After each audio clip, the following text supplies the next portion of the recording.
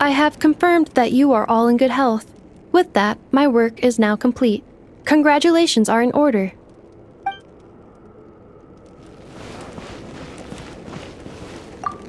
It's good to know you're all well. Puts me at ease.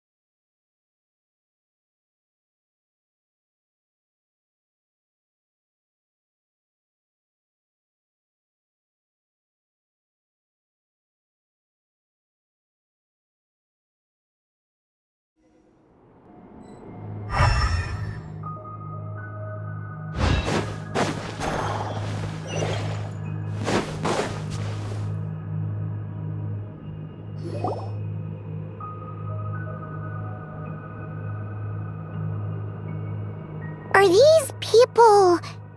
Judging by their clothes, they appear to be phantom Hyperboreans from the distant past.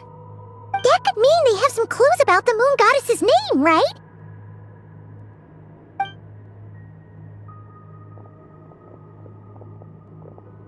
Hey there!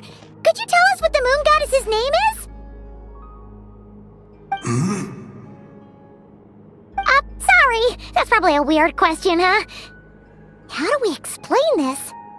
The moons are long gone, and their goddesses are dead. Their names no longer mean anything. When a new moon goddess is born, we will surely know her name. We have used every last resource at our disposal. All that remains is to wait, patiently and quietly.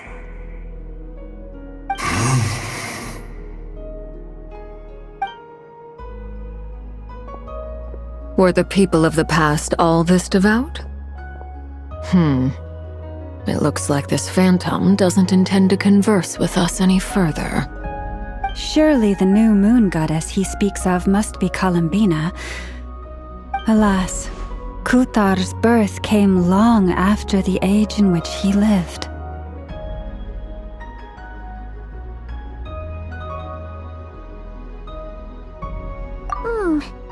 But, maybe if we find a phantom from a more recent age, they might know Columbina's real name. True. Keep an eye out. We should be able to tell which era they're from by the clothes they wear. Yeah! You've been pretty talkative this whole time. What changed? Oh, nothing. I'm fine. You all make good points. When the Hyperboreans speak of moon goddesses, they mean the three from truly ancient times. I can't imagine they would know anything about our current moon goddess. There once was a time when the moon goddesses blessed them greatly and protected them from harm. So, when the war between the gods and dragons plunged the world into chaos, it seems they looked once more to the moons for help, praying for a new goddess to be born. Yeah, that checks out. Let's continue on. Who knows what else we may discover?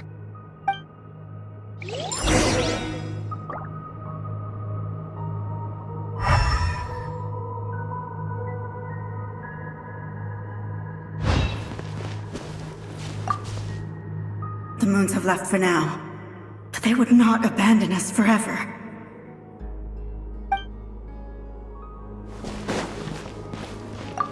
When the moons rise again, we shall receive their protection once more. Even in the darkest hour, there is always a way out.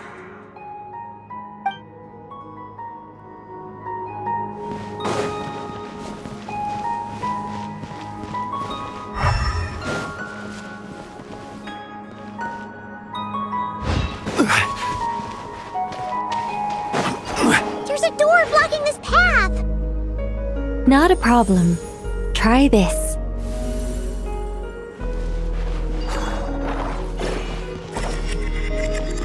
Whoa! How did that door suddenly collapse? This device was maintaining the door's integrity. Remove the core, and the device stops working. Is this our destination? Impressive. More precisely, this is a device that will help us reach our destination. Let's go. We still have a long distance to cover.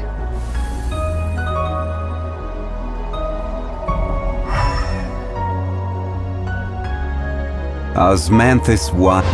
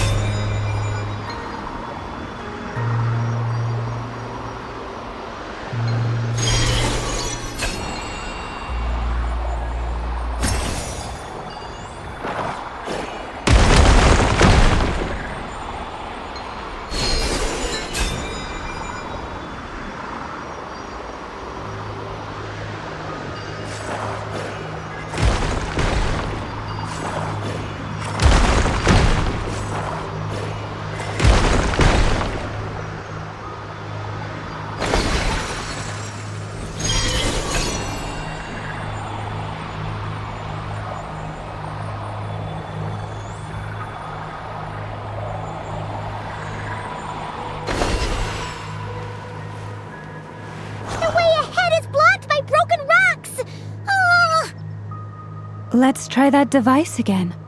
Remember the door from earlier?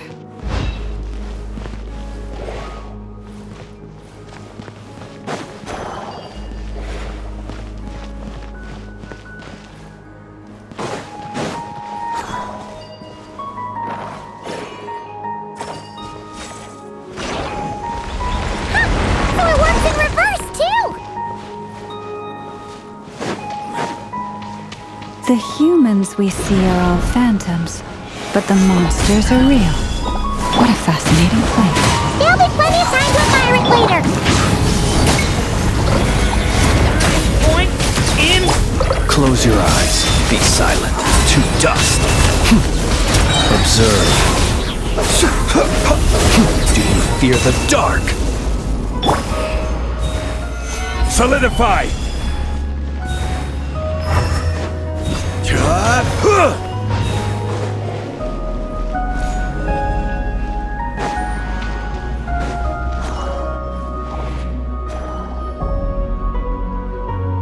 Ooh, there's a whole bunch of artwork in here. Seems pretty old. Nicole, this is probably your area of expertise. What do all these paintings mean? Let me see. To understand these murals requires some knowledge of the history surrounding the War of Funerary Flame. I shared a little of this with Lauma before. Yes, I think I follow. The dispute between the Moon Sisters, the transformation by Nibelung.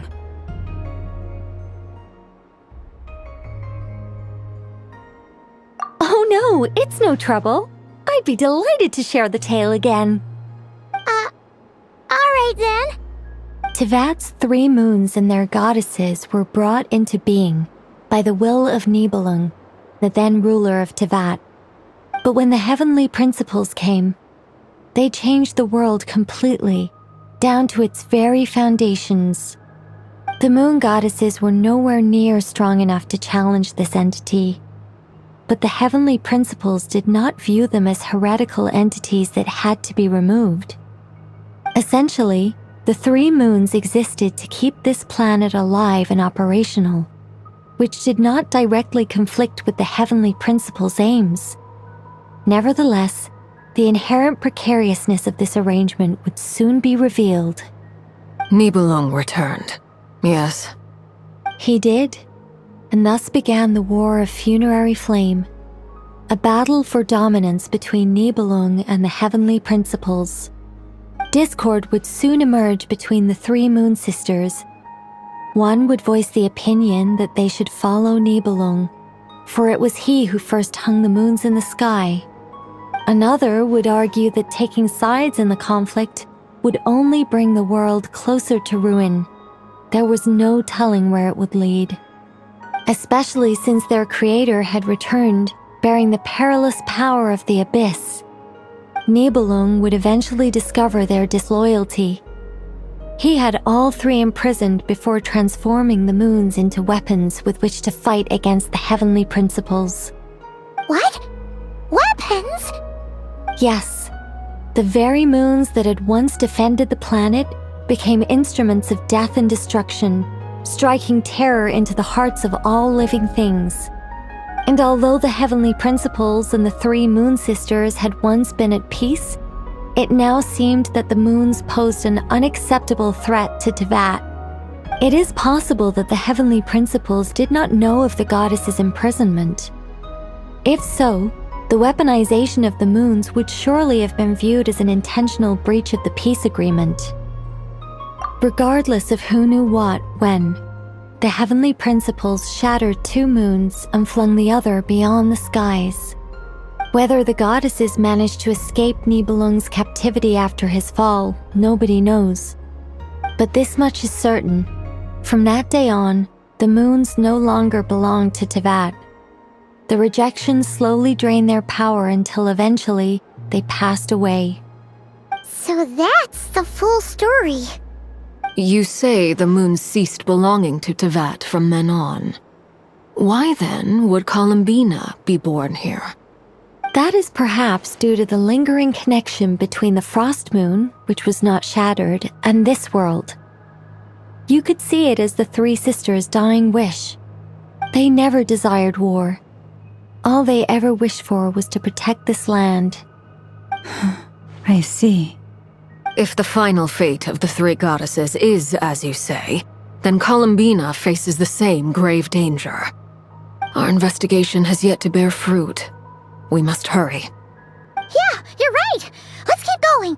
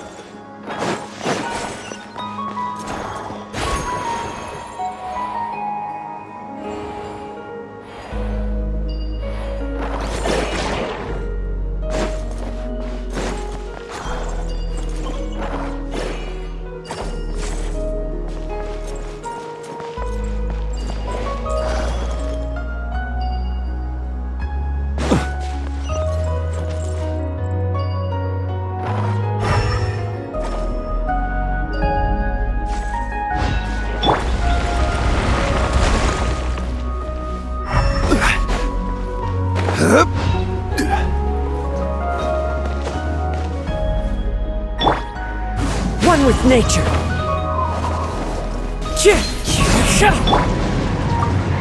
Why? Why do the creators of this world no longer show mercy upon their people? Remember his words. We must change our fate with our own hands.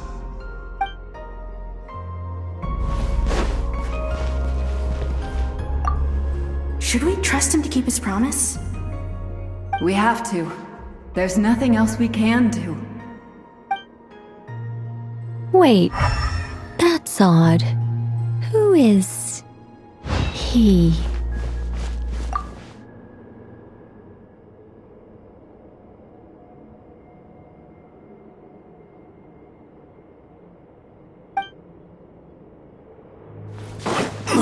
Is something wrong?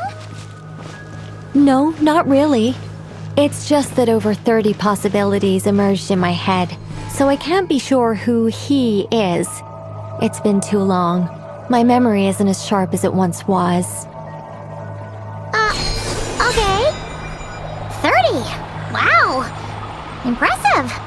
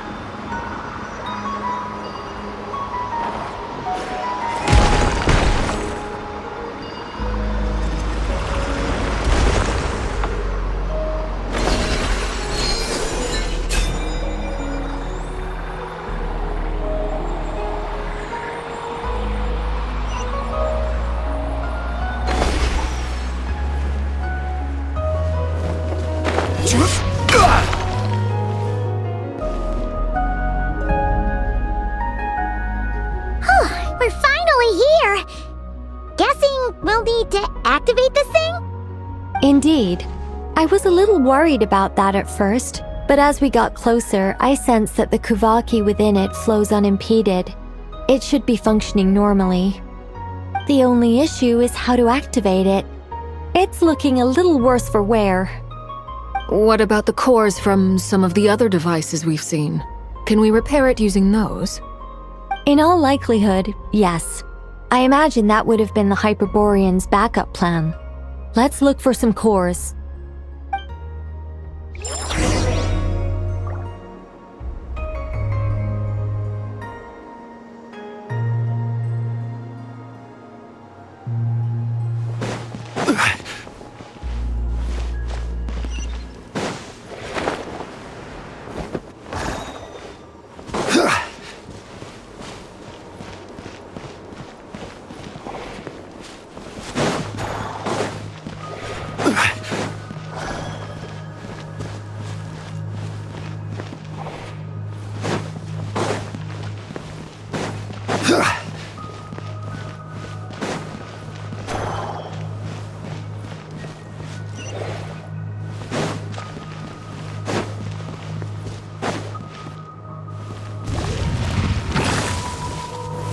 Gather! Into the wind! Stay back!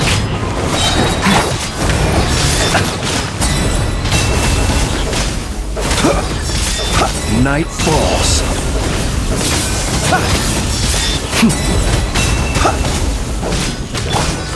Stay back!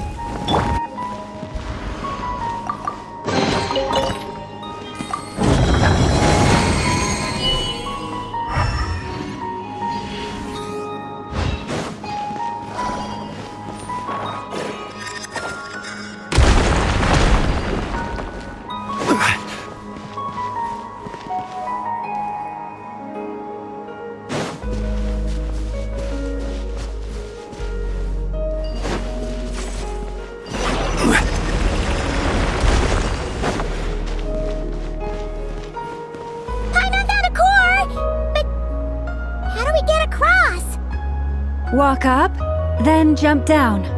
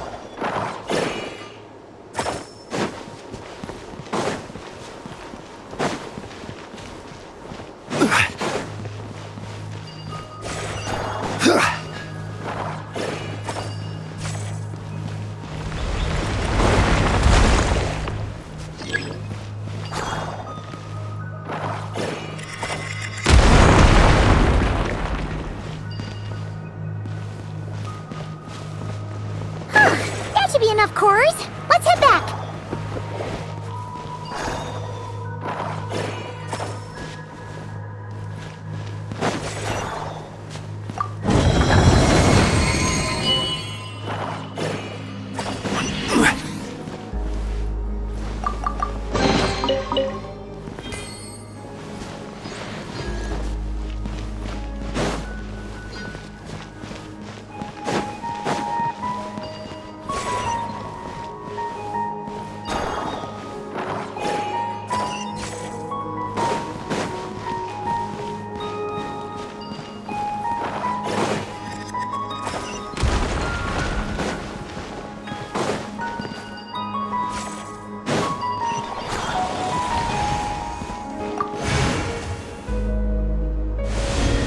The device is up and running. It's hard to believe that the ancients were capable of constructing such things. Paimon sees our destination! It's right up ahead! Yes, let's go.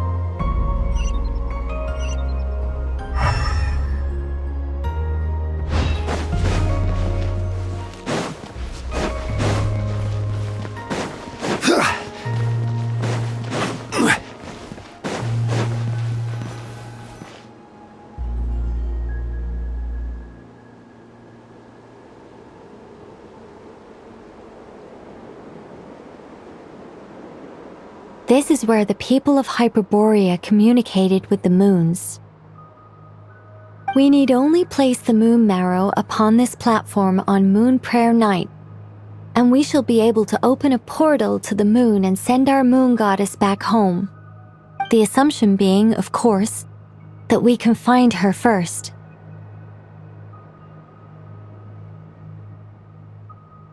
That's right. You want to know if it's safe there, don't you? And yet, she has no choice but to return. You know this. That's not the only issue here. This is the end of the line, right? We've explored everything we can. And despite looking at historical artwork and talking to people from Hyperborean times, we're still no closer to learning Columbina's name. If it's not too much trouble, Could you tell me exactly what Alice said to you about finding her name? Oh, sure. What she said was... Then your first job is to find it. As a moon goddess, I'm sure she must have a name she identifies with. Neither Columbina nor Kutar is her true name, and she's never really accepted either of them. Is it not also possible that she has never had a true name? Not at any point in history? That would be a hard pill to swallow. But at this point, we may have to accept that that is the truth. No one knows how she came into being, and she certainly doesn't have parents in any sense that we're aware of. Perhaps she was never granted a name at all. But does that mean there's no way to get Columbina back? She's just gonna disappear and there's nothing we can do about it? Huh? Wait, why all this pessimism? Was it the way I phrased this question? You all seem to be taking this in completely the wrong way. Well, just because she's never had a real name in the past doesn't mean she can't have one now. What? Think about what Alice said again. She never once said that you'd have to find a new name, did she? Are you saying what I think you're saying? Yes. Names are anchors that connect us to the world. If she doesn't have one already, then all we have to do is create one, no? It's like... yes. Traveler, when you first arrived in Teyvat, do you think you would have turned around if someone behind you shouted, "Hey, Tumaini"? But what about now? I understand what you mean. Life is a long journey. Even the friends and family by our side can change over time. When people call you by different names, what matters isn't so much the words themselves, but what they symbolize. And of course, whether that resonates with you. Lumine.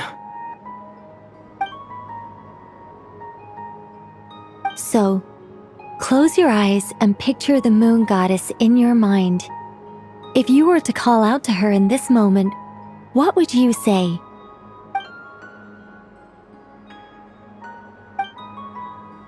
Columbina. Columbina. Paimon would call her Columbina too. Well, she has long forsaken everything that Kutar represents. I think from now on I should call her Columbina too. Well, it sounds to me like you found your answer. Are you sure? Is it really that simple? We haven't found her this whole time, and not for lack of trying. For a journey like this, the process is every bit as important as the outcome. Had you not searched far and wide, rejecting every other answer you were offered, how could you have come to an answer you felt was finally correct? Oh, it all makes sense now. This has Alice's fingerprints all over it. Are you suggesting that Mage knew from the start that Columbina never had a real name to begin with? I can't say for sure.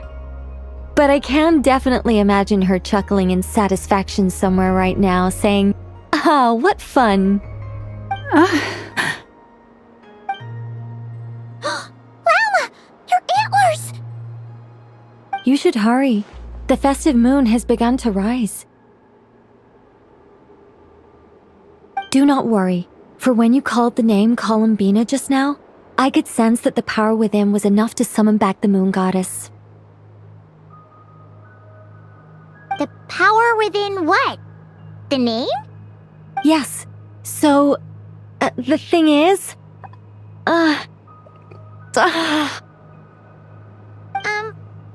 What's wrong now? This is so annoying. I really want to explain how that whole thing works, starting from the founding principles of Teyvat and... Oh, I could talk about this for hours. But deep breaths, Nicole. Deep breaths. You're an angel. A sober, sensible, solemn angel who has her priorities straight. Okay then. Sorry for asking. Clearly a bad call on Paimon's part. Anyway, you all need to hurry. Last thing, remember how it felt when you called out that name. Then it is agreed. By the name Columbina, we shall find her. Then we'll throw her the best Moon Para Night party ever! And at last, we will send her home.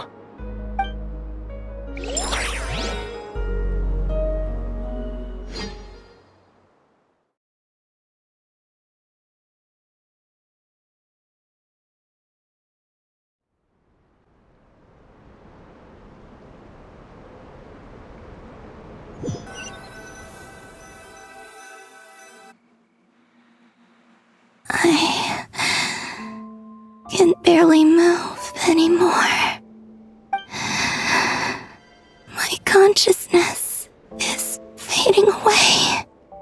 Have they come back out? I'd love to see them one more time.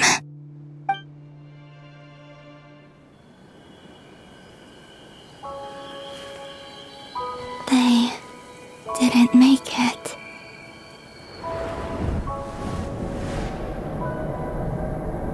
Could you tell me your name? My name is... Columbina!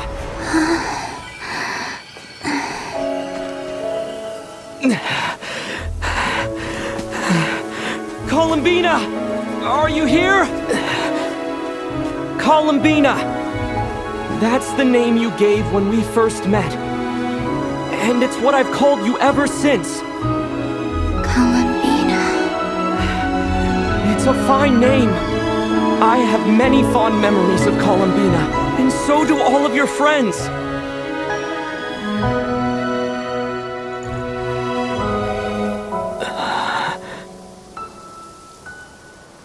If you like this name...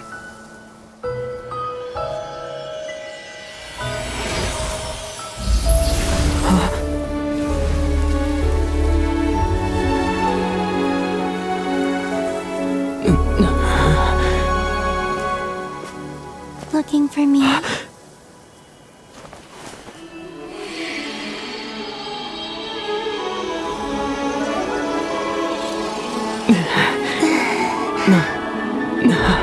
like it. You can carry on using it. My name is Columbina Hyposelenia.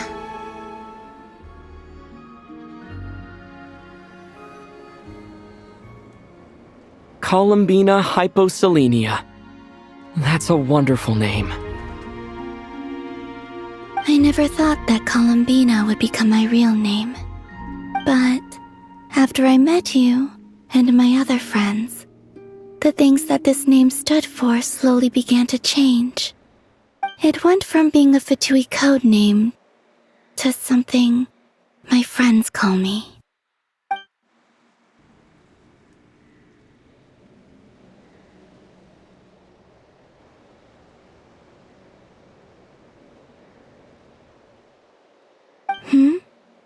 What is it? Why aren't you saying anything? I'm just so happy for you. Thank you. So, where's everyone else? We can go and meet them very soon. Everyone went to different places to try calling your name. Great. I'd like to thank them as well. Everyone's done so much for me. Searching for my name, entering those ancient ruins. Huh? Wait, so you were... Yes, I was there. Not physically, but my consciousness was still holding on. I followed you the whole way. Starting from when? You turned around and called out my name while you were in Nasha Town. Do you remember?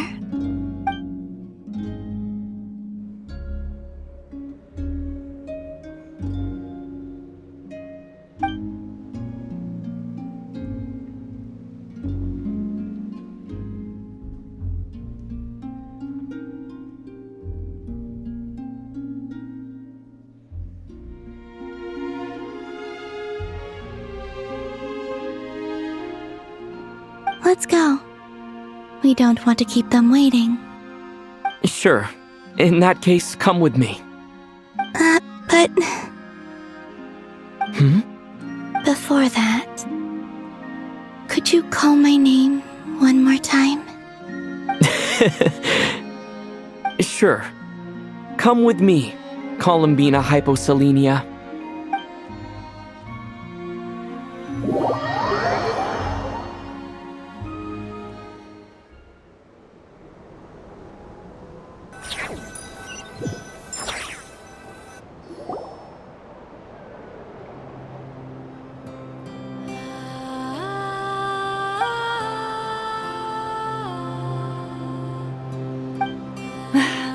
Columbina! Oh, this truly is wonderful. Llama, I can't breathe. Ha ha! Just in time for Moon Prayer Night! It's good to have you back, Miss Columbina. Yeah, we were worried sick. Thank you, my friends. With your help, I now have a name that belongs to me. Columbina Hyposelenia. Where's the second half from?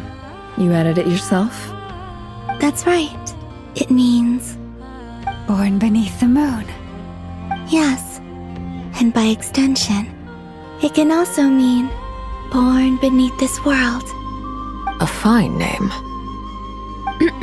Now, as much as it pains me to interrupt this beautiful reunion, I feel obliged to remind you that the Moon Prayer Night celebrations in Nasha Town have already begun. Don't you want to enjoy the festivities? There's so much to see and do. And some of the ambient lighting and entertainments were sponsored by the kind souls in the Hexen Circle. Nicole? Why have you turned into Dodoko? So you're Miss Nicole. Thank you for helping us, and for helping me find my name. It's nice to finally hear your voice. You're quite welcome. Guiding lost people to hidden treasure is what we Seelie do. And if you ask me, spiritual treasures are far more precious than material ones. Chests are all well and good, but this was what it's all about. So satisfying. Anyway, I had to go help Alice. It seems like she ran into some trouble. That's why I couldn't be here in person. But don't worry, we're with you in spirit. We'll be celebrating right along with you. Keep an eye out for the Hexen Circle's festive stalls in Nasha Town. I think you'll like what we came up with. Alice said she even managed to rope B in this time. The Frost Moon Scions have also prepared various attractions. I believe Aino, Ineffa, and their crew are setting things up as we speak. On that note, Nefer, about that request I made. It's all in hand. Yehoda is on site to ensure that everything goes off without a hitch. Wonderful. In that case, Traveler?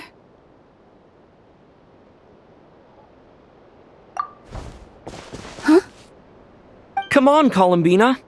It's time to celebrate the best Moon Prayer Night ever.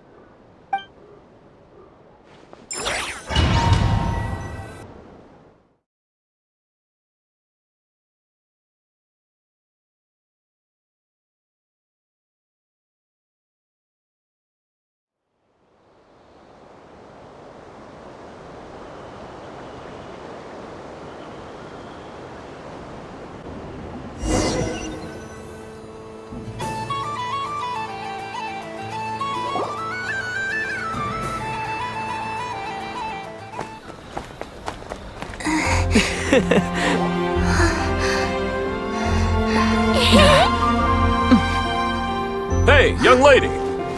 Would you like some Moon Prayer Night candy? Happy Moon Prayer Night! Oh, yeah, I almost forgot to say. Welcome home, Moon Goddess.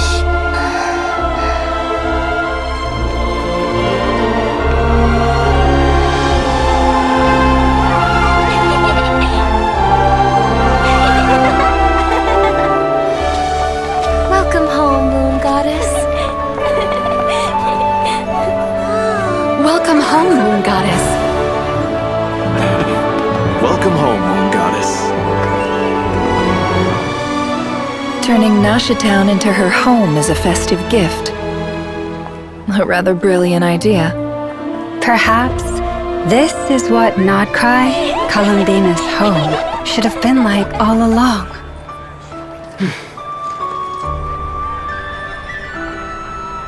Thank you for the gift. I like it a lot.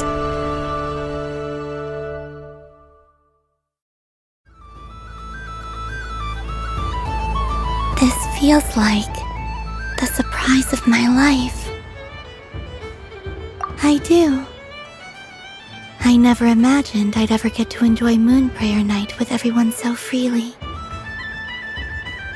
If you're happy, we're happy. Quite a strategy you came up with. Hide the tree in the forest. It's not your usual style, Lauma.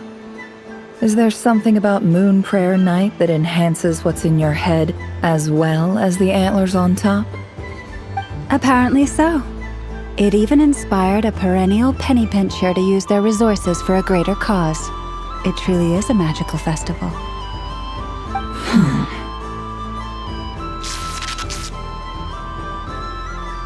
I see it now. This bickering is actually a sign of a strong relationship. Huh? What's everyone doing here? Oh! Miss Columbina, you're back! Yes, I'm fine now. Thanks for your concern. How's your progress with Alice's assignment? Very well indeed. I've never heard her sound so excited.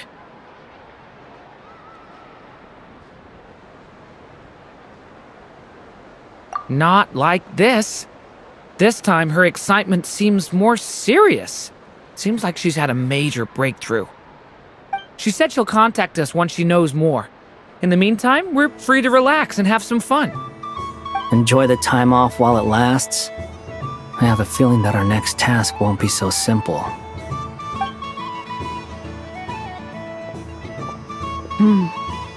I should go. I still have a few things to attend to at the Frost Moon Scion's stall. And I think I'll take a look around. With any luck, this once-in-a-year festival will come with once-in-a-year opportunities. Hold up a second. Where's Varka? I believe he made a beeline for the flagship the moment he entered Nashitown. Ah, that's Mondstadters for you. They know what they want when festivals roll around. Goodbye for now, Columbina. I hope you have a wonderful night. I will.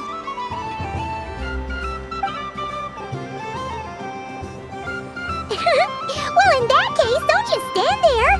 Get out there and have some fun. You'll definitely get a warm welcome at every stall. Oh, also, take this map with you. It's a guide to the festival.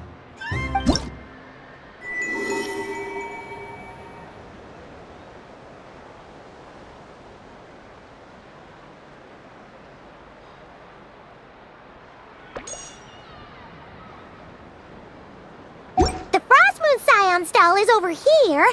Lauma's invited a whole bunch of cute animals to celebrate too. Over there is the Hexen section. Alice seemed more excited than anyone about this festival, so she insisted on making it a grand affair. Oh, and then there's the Nashitown local specialties, including... Actually, forget that. Better if you go check them out for yourself. Thank you. It looks like a lot of fun.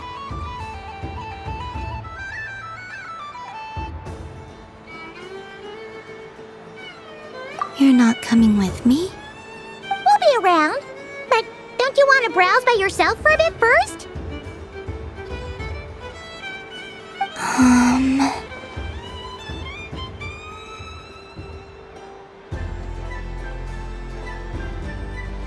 Yep.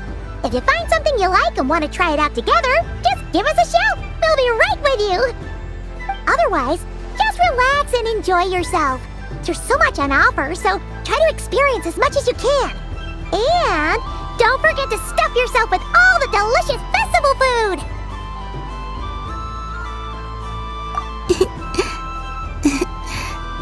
Alright then, off I go.